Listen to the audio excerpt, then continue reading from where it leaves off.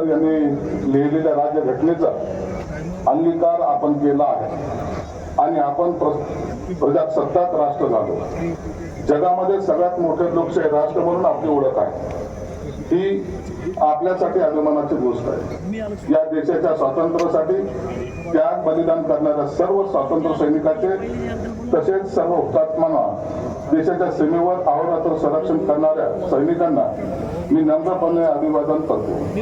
त्यांचा त्याग आणि बलिदानामुळेच आज आपण हे स्वातंत्र्य आणि लोकशाही अनुभवत आहोत. हा देश विविधतेने नटलेला आहे.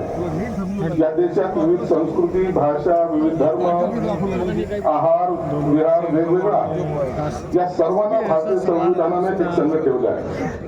भारताचे जवान भारताच्या सीमेवर या संविधानामुळे ताठ मानेने देशाचे रक्षण करत आहेत.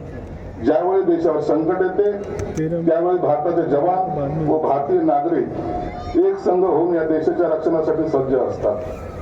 मित्रांनो, असे हे त्यागातून मिळवलेले आपले स्वातंत्र्य आणि आपली प्रजासत्ताक आपण या देशाचे नागरिक म्हणून या लोकशाहीची मूल्यांची जपणूक करणे, संविधानाचे रक्षण करणे ही आपली जबाबदारी आहे. ही जबाबदारी आपण नागरिक म्हणून आपले कर्तव्य पार पाडून निभावत असतो. यातूनच आपली लोकशाही बळकट करीत असतो. या निमित्ताने आपल्या संविधानाची माहिती आपण घरोघरी पोहोचवणे हे आपले कर्तव्य आहे. त्यात आपण सर्वांनी योगदान द्यायचे असे नम्र आवाहन मी करतो.